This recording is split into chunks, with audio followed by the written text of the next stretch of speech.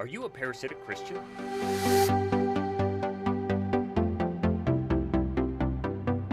Hey guys, Pastor Spencer here, and really quick before we dive deep in today's study, I just wanted to take a moment and remind you guys that these sermons and videos and the study guides that go with them are really designed to be discussed as a group or a family, and we would love to see a few more off-campus groups get kicked off this year as we are about to start our study this Sunday in the book of Daniel. And now on to our question, are you a parasitic Christian?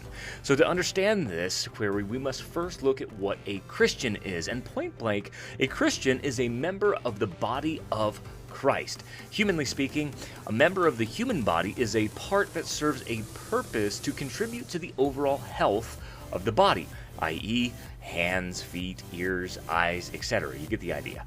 Ephesians 4:16 speaks of the body of Christ. It says, "From whom the whole body, joined and knit together by what every joint supplies, according to the effective working by which every part does its share and causes growth of the body for the edifying of itself in love." Now, humanly speaking, we see that makes sense, and also spiritually speaking, that totally makes sense. And from this verse, we can see that there is a unity in the body as it functions together for the overall health and goals of even the spiritual body of Christ. So, what is church membership? If we're members of the body, we have to also analyze what church membership is. So many local church organizations sell church membership as being accepted into the body of Christ.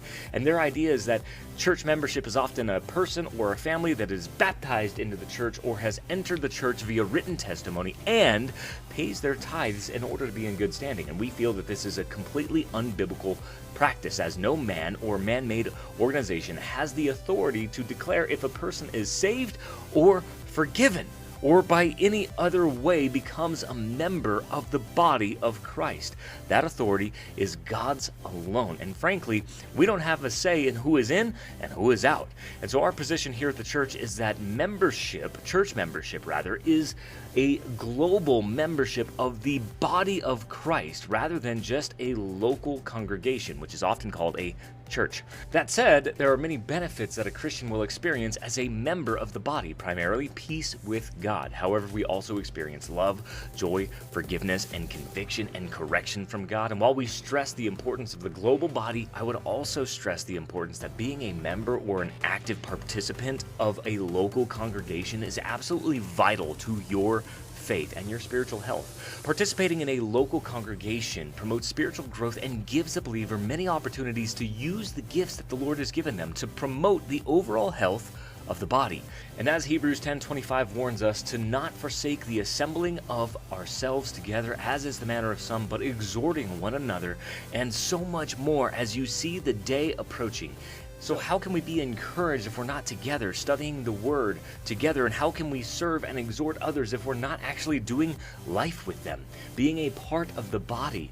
And just as the human body must have every part working effectively to be healthy, so it is with the body of Christ. So another question you might ask yourself this week is, what is your function in the body of Christ? And how are you serving your purpose in that body? So now that we know what a Christian is and the implications of being an involved Christian, what is a parasitic Christian? Well, a Webster definition for parasite is an organism that lives on or in a host and gets its food from or at the expense of the host body. With this understanding, we could easily say that a parasitic Christian, or a parasite, is a Christian who neglects to meet the needs of the body. It is one who is disconnected or disjointed, and they may intentionally or inadvertently cause dysfunction in the local body because they fail to do their part. Ultimately, it's one who does not produce fruit. And as Jesus warns us in John 15:2, every branch in me that does not bear fruit, he takes away. And every branch that bears fruit, he prunes so that it may bear more fruit. Further in verse 6, he goes on to explain that these branches that don't abide in him or bear fruit are cast into the fire.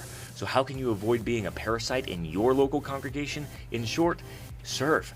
Don't neglect meeting together and encourage and be encouraged. Discover your function in the body of Christ and lean into your calling. And this promotes health in the body and unity in the working together for the kingdom of Christ. Until next week, guys, go out, serve your King, and be on mission for Christ.